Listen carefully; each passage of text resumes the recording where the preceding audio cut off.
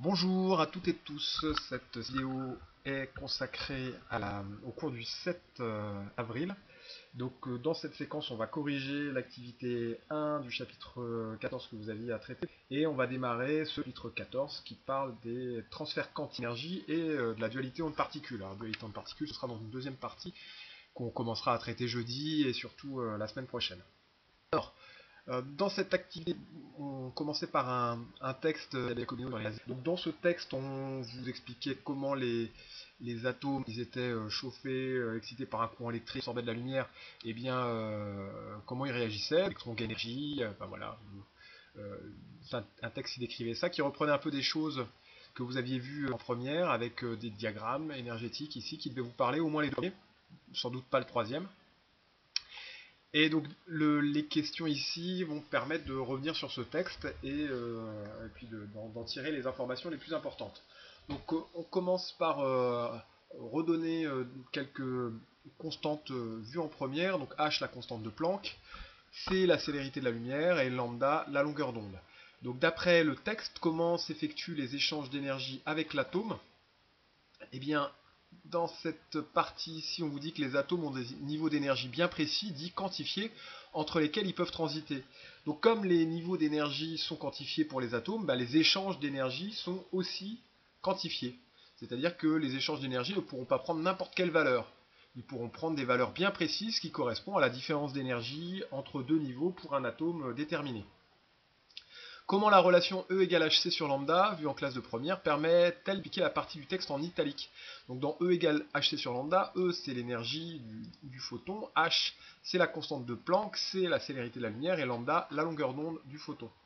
Eh bien, l'énergie du photon échangée et donc sa longueur d'onde et sa couleur qui sont déduites sont déterminées par le type d'atome ou de molécule concerné. Donc là, les atomes peuvent produire des couleurs différentes car leurs niveaux d'énergie sont différents suivant les atomes et c'est ce qui permet de les identifier. Les spectres d'énergie des atomes étaient connus bien avant que Planck commence à fonder la physique quantique, mais ils n'étaient pas compris. Mais ce qu'on avait observé, c'était que les spectres de raies d'émission des éléments étaient propres à chaque élément. Le spectre de raies d'émission d'un atome de sodium n'était pas le même que celui d'un atome d'hydrogène ou d'hélium. Et donc là, ça, c'est lié au fait que chaque atome a des niveaux d'énergie bien précis qui sont quantifiés, que les atomes donc, peuvent produire des couleurs différentes quand on passe d'un niveau d'énergie à un autre, et parce que ces niveaux d'énergie sont différents pour chacun des atomes. Ils sont propres à chacun des atomes. Donc là, comme la différence d'énergie E est propre à chaque atome, eh bien H et C étant des constantes, lambda ce sera propre à chaque atome aussi. C'est un des moyens d'identifier les éléments en astrophysique, en regardant les spectres de raies d'émission ou spectres de raies d'absorption reçus dans les télescopes terrestres ou spatiaux. Il fallait ensuite citer les trois modes de transfert d'énergie de l'atome évoqués dans le texte. Eh bien, on parlait dans le texte d'absorption, d'émission spontanée et d'émission stimulée.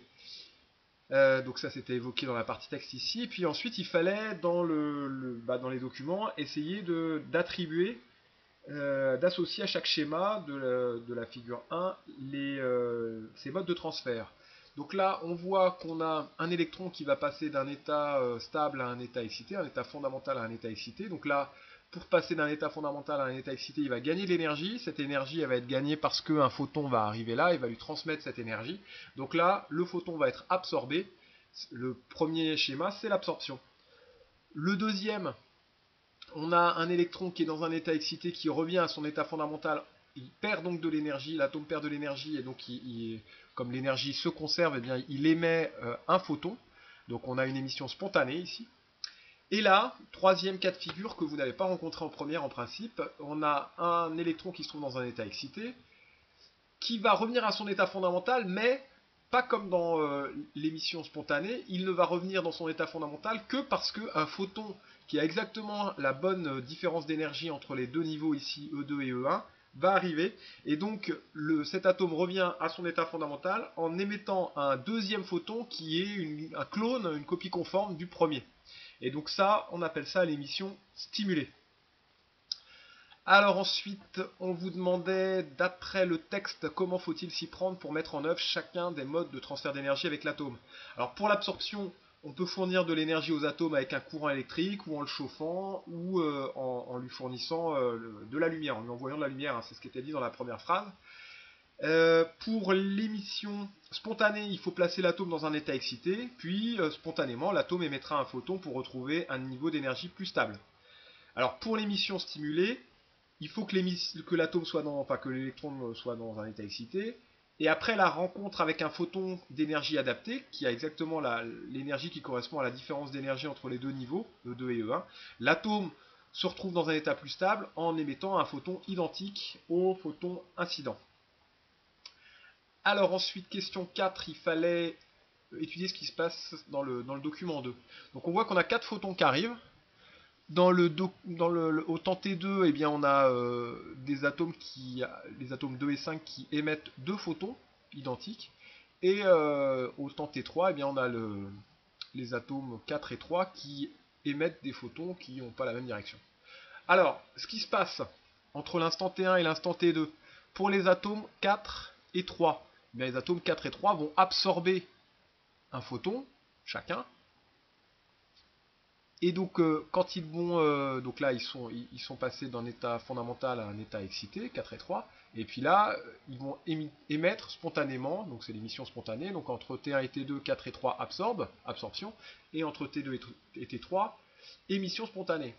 Pour les atomes 2 et 5, entre T1 et T2, ils émettent 2 photons identiques.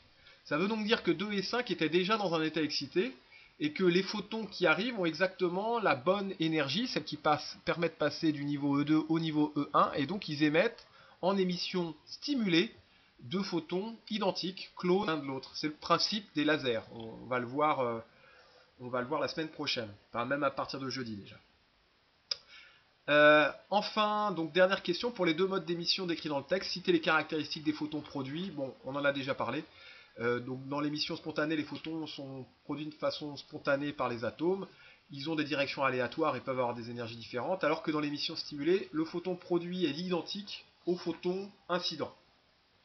Donc, début du chapitre 14, eh bien, donc, cette partie court est à recopier. On va reprendre ce qu'on a vu dans cette activité, et puis qui était elle-même une reprise du programme de première. Donc dans ce chapitre, transfert quantique d'énergie et dualité ondes-particules, eh bien, on va aborder les spécificités de la lumière laser, les transitions d'énergie associées. Donc on va revoir le modèle ondulatoire de la lumière et particulaire, hein, E égale hc sur lambda. Et donc la première partie ici, transfert quantique d'énergie, donc on revoit les deux types de transfert quantique que vous connaissez déjà, absorption et émission spontanée, donc ça on l'a déjà vu. Donc absorption quand on passe d'un état E1 à un état d'énergie E2 supérieur, émission spontanée, la désexcitation de l'atome qui passe de l'état E2 à l'état E1 donc inférieur. L'énergie du photon c'est E égale h nu égale hc sur lambda. Elle s'exprime souvent en électronvolts. Un électronvolt, la valeur n'est pas à connaître, ça vaut 1,610-19 joules. C'est l'unité est plus adaptée. Alors, l'interaction lumière-matière, elle se produit dans des domaines énergétiques variés, donc on a des fréquences variées et donc des types d'ondes électromagnétiques variées. Pour les noyaux, quand on a une réaction nucléaire, on a, lors d'une désintégration radioactive, par exemple, ou lors d'une fission ou fusion, les noyaux sont obtenus dans des états excités. Et quand ils se désexcitent, ils émettent un rayonnement qui est de l'ordre du méga-électronvolt, et ça c'est un rayonnement gamma.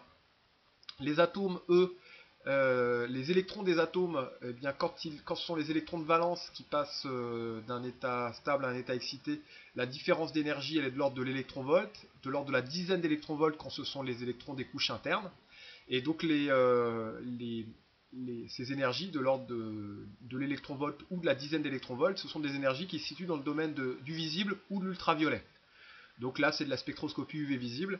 Et quand on a des molécules, on a en plus les transitions d'énergie qui sont dues aux liaisons, donc les transitions d'énergie vibrationnelles et rotationnelles.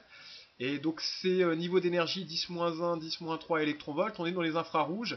Et donc en spectroscopie infrarouge, hein, souvenez-vous, on met en évidence les liaisons dans les molécules. Donc ça permet d'identifier les liaisons et donc les groupes caractéristiques. Donc souvenez-vous, hein, C double liaison O autour de 1700 cm-1, OH autour de 3300 cm-1. Voilà, donc c'est tout pour aujourd'hui. Jeudi, on corrigera les 3 activités que vous avez à faire donc sur le chapitre 14. Et la semaine prochaine, donc on bouclera ce chapitre 14. Voilà, bon courage et bon travail.